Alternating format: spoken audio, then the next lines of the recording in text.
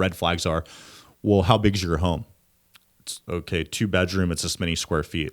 All right, cool. Well, if I know this personally, the person that has a 2-bedroom home that you walk into might have more stuff than a 6,000 square foot house because they're hoarders again.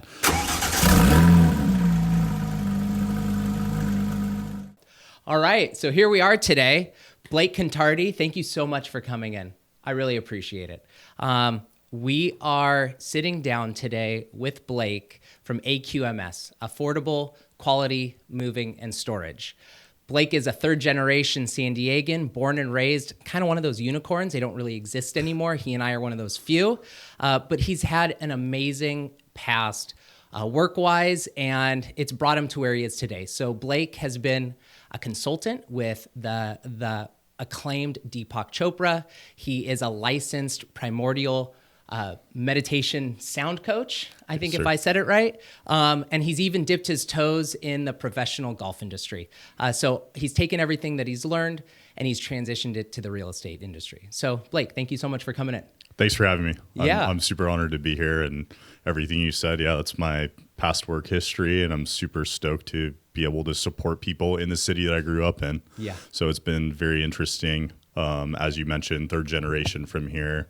My father's owned a construction company for most of his life, and my brothers and I'm the oldest of 4 boys, and we've basically been able to understand hard work and what that looks like, right? Yeah. And that's translated in every job that I've had. Yeah. And then in terms of like the gift of gab, right? All of my siblings, we get that from my mom. It's the best. Yeah. So funny story real quick. One Thanksgiving, there's like 40 people at my house. And I'm like, hey mom, who are those 20 people in here? She's like, they had nowhere to go for Thanksgiving. So she invited them over. Oh yeah. So we just had like a family. We're all about family, right? Oh my God, I love it. Family and food. But for me, it's been interesting getting into the real estate industry and understanding moving, about just over 3 years ago, I knew nothing about real estate, really. I knew it on the outside. Yeah. But then you get into moving and you're working with clients and you're understanding escrows falling in and out of escrow, storage needs, homes closing. Yeah. Seeing how many hoarders there are in the world. That's always interesting. I bet that's wild. It is wild. Yeah. So you've kind of been able to see start to finish what a real estate agent goes through, and working hand in hand with them, and also, working directly with buyers and sellers, you're able to kind of hit every single component of a real estate transaction.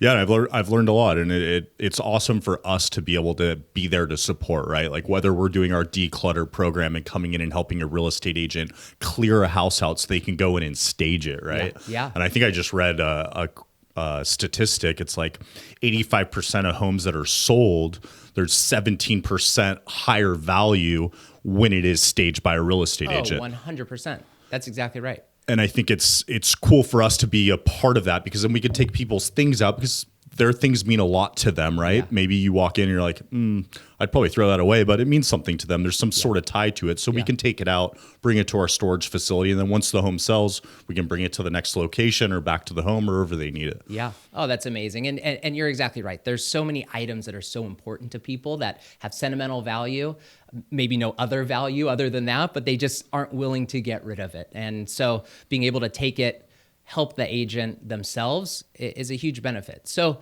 how did you, coming from where you were, how did you get into the moving business in the real estate industry? Yeah, good question. I have a friend that I met up at the Bridges Country Club, and I was working there for about 5 years as a golf professional, and he owned a moving company and started about 27 years ago now up in Los Angeles and Santa Clarita. Right. And I met him. We took a liking to each other's personalities, right? I've been on a journey of being sober for 3 years now. He has 15 years of sobriety, and we just connected like true bros, right? Yeah. And I would always tell him as a joke, like, hey, put that on my reference sheet for when I come work for you. And you say that enough times, and you planted the seed. Correct. Yeah. And I just kept watering it. Yeah. And then he came to me one day and he said, we want to open a San Diego territory. You're born and raised here. I think it'd be a great fit. And we hit the ground running. I got trained for about a week, but it's a relationship business. So I'm good with people. Yeah. So at the end of the Thanks to your mom. yeah, of thanks. course. Correct. Yeah. So for me, it was an easy transition in terms of, hey, I just worked at the bridges where people's expectations are through the roof, right? Yeah. And to be able to exceed those expectations every single day and make sure that I knew like what your favorite drink was, what time you like to play golf, this, that, and the other. Yeah. Now I just use those characteristics in what I'm applied them doing to now. something new. Yeah, exactly right. So basically we hit the ground running. We started San Diego. I went to every networking event. I still do. I love networking, open houses, going to doors and door knocking. Really? And none of that stuff scares me because it's, when I worked for Deepak Chopra, I was selling retreats. So in my inherent nature, I'm a sales guy, right? Yeah. And so for me, being in front of people and going there and saying like, hey, we're here to provide a service to you. Yeah. And here's how we can help. We can help you pack. We can help you move from point A to point B. Here's the menu of items available. Here's how they'll best benefit you. And here's the support we'll provide. Precisely.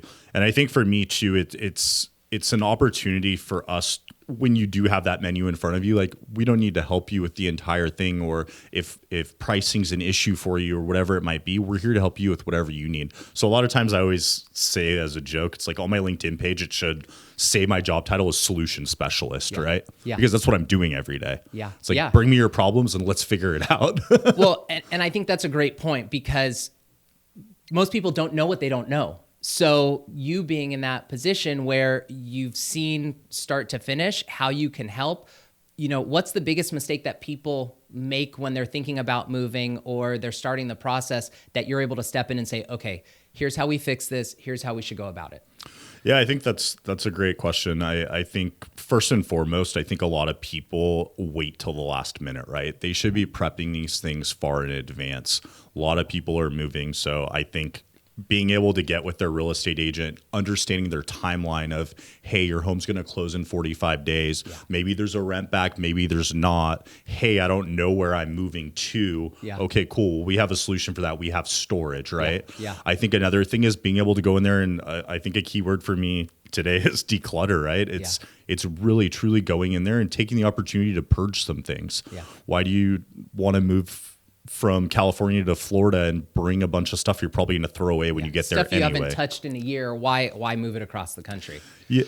So do you actually go in and have people that provide the service to say, here's what we're going to take out and we're actually going to pack it for you and put it in storage? Or are you relying on the homeowner to give you those items to declutter? How does that process work for you guys? Good question. So I personally will go out to every single job that's from Los Angeles to the border, and I also support Arizona. And like when I go into those homes, it's an opportunity for me to do a walkthrough, and I have an inventory sheet that I'm inventorying things, right? Yeah. What we want to do is truly be a white glove service where we'll come right now today, and you don't need to move a finger, right? Amazing. And so for us, I'm spelling out what it looks like, both for us to come in and do it, or you to do it, or maybe a mixture of both. That's going to be most cost effective. Yeah. But either way, this is what's needed, and here's kind of the roadmap on how we can accomplish it. Depending on who it is exactly that is accomplishing it, you can help provide that guidance. Correct. Because I think that's the hardest thing. So, okay, these days everybody loves, a life hack. So grating their butter to make it easier to bake cookies, or like cold plunge instead of drinking coffee. What are some of these hacks that you found, like tricky little things that may help a buyer or seller when they're thinking about moving? So I think first and foremost, it's really like being able to be organized in a sense of labeling things, right? Yeah. So I was just with a client yesterday, actually at El Valle up in Del Mar area, and she was explaining that she wanted to pack like items throughout the house in the same boxes, right? Yeah. And I told her, I'm just very transparent with people. I mean, you shouldn't do that, because when you go to move into your new home, you're going to be searching for things that are from the living room, from your master bedroom, this, that, and the other. Yeah.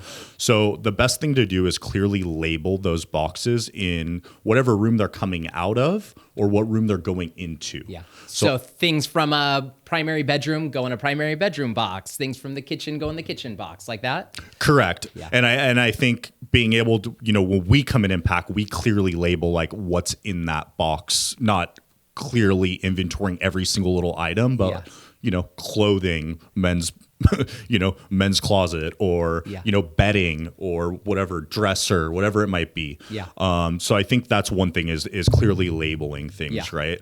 I think another thing is being able to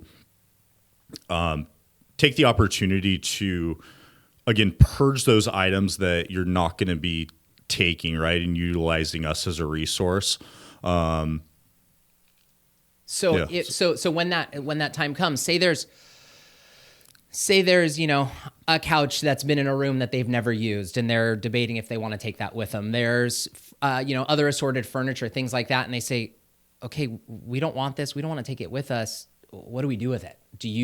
How do you guys help facilitate that, or what's typically the recommendation on stuff like that they really don't want, that's not going to go in the trash? Yeah. So again, going back to being a solution specialist, giving them a list of, taking it to consignment. There's a lot of organizations in San Diego like AMVETS or Goodwill or any of these, right? Yep.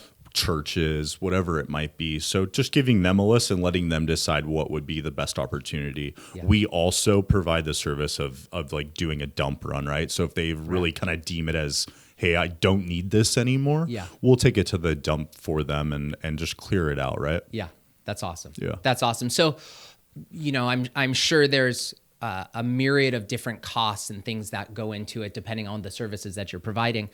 What's the biggest, most unexpected cost that people typically incur when it comes to moving? Is it okay, we're going to store this here, or we need to actually hire someone to pack it for us and put it in a pod? Like, walk me through, I guess, the type of costs, and then also if someone's going to move across the country, what that process looks like with you guys and the white glove service that you're providing.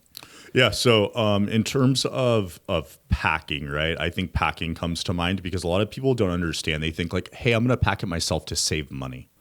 And now they don't understand they need to go buy tape. They have to buy the boxes. They have to buy all the other paper to wrap around the dishes and everything else. Correct. And when we provide our services, those things are all encompassing, including the labor. And the other beautiful part is they're insured, right? Yeah. So now you pack a box, you got a bunch of your grandmother's fragile items in there, fine right? China. Yeah. The back of a truck rattles and vibrates. And if you didn't pack it like a professional, like who knows what's going to happen, right? Yeah, that's a really good point. So in terms of that, I think that's one cost that definitely comes up. I think you said cross country, right? And that triggered me in terms of a lot of people don't understand that we're using a semi truck, for lack of a better word, or a tractor trailer to move items across the country because we're trying to get multiple families onto a truck, right?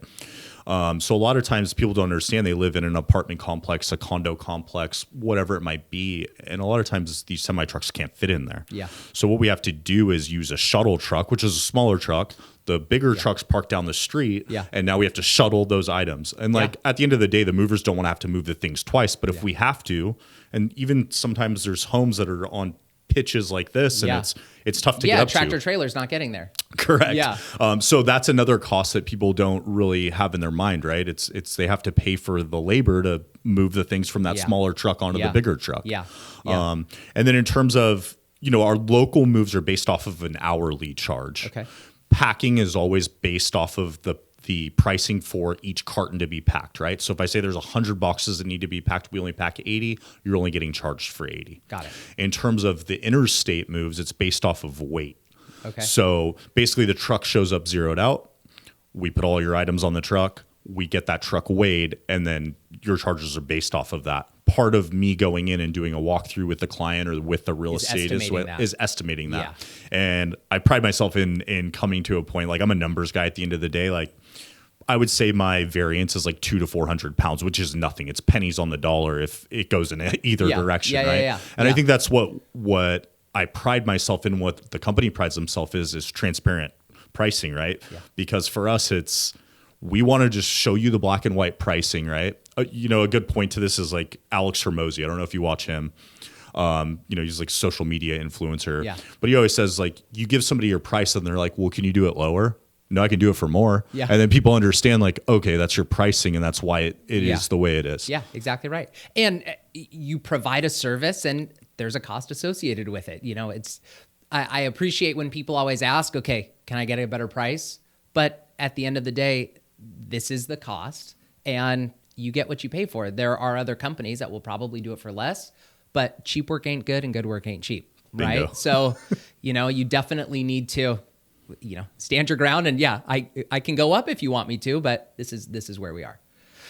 So, I've never done a cross country move before. I've done personally, move from one street to the next, things like that. And it has always seemed like it's more difficult when you're moving a shorter distance. So do you have people, like what's typically the type of clients that you're encountering? Are they doing local moves here in San Diego? Are they moving out of state? I know you said you're also part of your territory is Arizona. So what type of clients are you seeing most often? Are they local moves? Are they, moves across the state?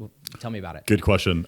So I position myself with, I think there's like 30,000 real estate agents in San Diego. I've tried to position myself with as many as I potentially could, right? So people are moving everywhere, and we're here to support whatever that move is. Recently, I've had this trend also of doing international moves, which has been cool. Like we just moved this couple from Rancho Santa Fe to Portugal. That's wild. And they had, almost a 6,000 square foot home. And they moved it all? All of it. Oh my gosh. Which was a cool experience. But we're seeing both, but in any respect, whoever we're helping out, like we're here for it, right? And the bosses and the owners of the company always laugh at me because I try to get to all my customers, and you can see it on social media. Like I will show up for their estimate. I'll try to show up on either like their packing or moving day or their move-in day, right? Yeah. And sometimes people are like, how are you in Vegas right now? And that's just because that's how much I care. Yeah. And I really want to be there to say like, hey, welcome. It's not my house, but welcome home. How can I be here to support you, right? Yeah. So we're really seeing it all. That's amazing. That's awesome. So, we briefly touched on price and you get what you pay for. So like, what are some red flags that a buyer or a seller or anybody that's moving for that matter should be looking for when talking with a moving company? Yeah, I think it's any service that any of us as individuals ever want. We have our phones at our fingertips or a computer, right? We can go on Google, type in cheap movers, whatever it is. Yeah. So I think a lot of times, especially in the moving industry, there's a lot of brokers, right? So you go type in your information, and a lot of these times red flags are, well, how big's your home? It's okay, 2-bedroom, it's this many square feet. All right, cool. Well, if I know this personally, the person that has a 2-bedroom home that you walk into might have more stuff than a 6,000 square foot house because they're hoarders again. Yeah. So that's why we really pride ourselves in making sure that we're actually seeing and going into the homes. Yeah. Before providing a quote and diving in and just giving a blanket statement of here's what to expect. Correct. And so for us, I would say a red flag is that, right? Making sure that you're understanding these telltale signs of brokers, right? Yeah. I think if the price is too low, it's probably, if it sounds too good to be true, probably is. Yeah. And that's why we're never going to be the cheapest. Yeah. But I'm going to show you what the pricing is. It's not going to deviate from that. Yeah. And because at the end of the day, I do have a close relationship with my clients. Yeah. And sometimes that can be a double-edged sword because I'm also very accessible. It doesn't matter what time of day it is, what time of night it is. You're responding. Everyone has my cell phone number. Yeah. And I'm usually responding as your dots are still on the phone. And they're like, how'd you know what I was going to say? Yeah, that's amazing. And having that accessibility, which, like you said, can be a blessing and a curse for people. I see it myself where I'm responding to text messages. A client needs something, and I'm immediately like, okay, let's shoot it back and let's get it answered quick if it's something that's easily responded to. I think there's a huge level of stress when it comes to moving, and so having someone that's quick to respond, not using a broker that you have to send an email or you're calling a phone service and you're leaving a voicemail and you're not hearing back for 12 hours. I mean, I could see people being super anxious about it and having a really hard time with that. Yeah, and I think it brings a peace of mind to people, right? I think before when I walked in, we were talking about being in a referral-based business, right? And getting a lot of our business from referrals, right? Yeah. And the person that you help and that you're answering that text message at 11 o'clock at night, that will stick in their mind. Yeah. And now when their neighbor's talking about moving, real estate, like, you need to call Daniel. Yeah. He's on top of things. Exactly right. And I pride myself in that. And I just from understanding you, I know you do too. And that's just like exponential as time goes, right? Yeah. And 3 years into it now, I mean, I have people that I've moved 2 to 5 times now. And they call you every time. Every time. Yeah. And that says a lot because you're not looking to work with someone on one transaction or on one move. You want to be their moving company for life. Just the same way that's how I focus my business, primarily on referrals and past and repeat clients, is you want to provide that amazing service. So you're the one that they always think of when it comes time to move, or their kids are moving from college, or they're moving out of the dorms into a house, or whatever the case may be. You want to be that guy. Yeah, I always think of it like a funny bumper sticker. It's like friends over transactions, right? Because I really like pride myself in becoming friends with people, and you never know when your paths are going to cross again. Yeah, that's exactly right. So we've talked about, the importance of packing things correctly. What's the wildest thing? What's the most fragile thing you've moved? And what's one of the wildest things that you've seen during a move? Fragile would be a big marble statue that weighed a ton. And, it took about 8 guys, and there was no way for us to move it any other way. So Really? It had to be something like that needs to be crated, Yeah. a wood box built around it, Yeah. And then put on a pallet. But there was no way. It was on the hills in La Jolla. So It was very tough to go through the house, up the stairs, and it took 8 guys to move it, right? But That's insane. understanding how much that piece was worth, Yeah. over $200,000, Yeah. you want to make sure it's done right. Yeah, correct? exactly right. And then the most interesting thing we've moved was an animal MRI machine, which was interesting. So they were using this MRI machine to check on the animals to see disease and different things like that. So that was an interesting big piece because we also do business and office moves, And right? that's exactly what I was going to say. It's more than just residential moves. There's the commercial component to it. So, I have clients that we do commercial and residential real estate. And so the commercial moves, people don't even think about. You've got to move tables. You've got to move chairs. You've got to move a massive, extremely expensive MRI machine. There's so many of these different facets to moving that people wouldn't typically consider. Yeah, I mean, we just yesterday moved. There's an aerospace company in San Marcos, and I went over there to do the walkthrough, and I felt like I was at Elon Musk's office or something, right?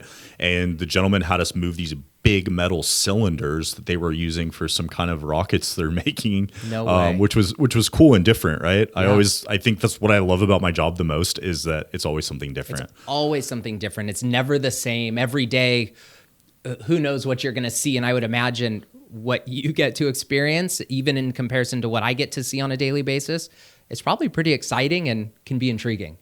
No, for sure. And I think with those commercial moves too, just to go back to that real quick, there's a lot of times where offices are running an 8 to 5, right? Yeah. So a lot of times we have to come in after hours and make sure that that's done before the next morning, right? Yeah. And make sure the cubicles are set back up, desks, office chairs, computers, this, that, and the other, and we're there for it. And so they don't have any downtime and they're not losing money by Correct. not being able to work. So how many crews do you guys have? we have a lot. I mean, we run something like 50 trucks. Really? So Amazing. and those are all different shapes and sizes, right? Yeah, it's got to suit the right need. So we can support it. I mean, really, it's kind of, there is an endpoint, but it's kind of endless in terms of I'll never tell somebody no. Yeah. I'm like, let's figure it out. And maybe if you guys don't have the ability to do it, other companies, or you can help provide them the guidance to get it done. 100%, because I think, for me, it's never like a competition with people. There's a million fish in the sea, and it's let's try to help each other out, Yeah. And maybe sometimes it's the scale of the job, maybe is wild and crazy where we need cranes and forklifts and this and that. And maybe it's more of like an industrial moving company or what have you. Yeah. So I'm okay with building those relationships too, because you never know when that gets reciprocated. That's right? exactly right. Exactly. We discussed this before, we started the conversation, but we're all working together. Whether it's myself with other real estate agents or you with other moving companies, everyone has a specialty, and that's what you want to focus on. It doesn't do people any good to be a jack of all trades and a master of none. You want to be a specialist in your industry and in your field. And when you're providing referrals to those industrial movers, you're exactly right. Those industrial movers are working with people that are moving their business. Well, all of those people live in homes. And they may get a phone call. Hey, you did an amazing job. Thank you so much for this move. I'm moving out of my 6,000 square foot Rancho Santa Fe house. Can you do that for me? No, I can't, but Blake can. And that's exactly right. You want to have those relationships, and that's just really what's important. I feel like everything we do in our industry is based off of who we are and how we interact with people and the service that we provide. Yeah. And I think that speaks volumes, right? Our reputation's everything. Yeah. And it's just making sure that every line of communication and everything in between that. And I think the biggest thing that I've learned is people are really big on follow-up. Yeah. And how do you pride yourself in follow-up? How are you following up? Yeah. How are you showing up for people? How are you showing up for real estate agents? Yeah. Are you on time? Are you late? Are you canceling? Or are you early? Yeah. Are you early? Yeah, exactly right. I always was taught that if you're on time, you're late. And if you're 15 minutes early, you're on time. And so, I think that's exactly right, because people notice all of those little nuances. And, your quick responses to text messages after hours, a lot of people could just shut their phone off at the end of the day and be like, well, it's 5 o'clock, I'm done. And so all of those little things are why you've been so successful in this business, even after only being with AQMS for 3 years. I think there's huge strides that you've made, and it's super impressive. So in wrapping up, give me one tip, one takeaway that would be great for someone who's thinking about buying and selling, and they're a little nervous and feel like the move is going to be a daunting task on top of everything else. What's one thing you'd recommend? I think, actually, I know utilizing me as a resource and being able to have me come in and give you a quote so you have something on paper that gives you peace of mind, and we can talk through all of your needs, right? Yeah. There's not, to go back to it, there's nothing that we can't necessarily do to support that real estate transaction. Yeah. Hey, you don't know where you're moving to yet? Maybe it's Colorado with your daughter, or maybe to Boston with your son. Yeah. Well, until you figure it out, let's put your things in storage. Yeah, exactly right. You don't know if you need the help packing. Well, let me give you a quote to show you what that packing price looks like, and then you make the decision. Yeah, exactly. So I think first and foremost, it's like planning ahead.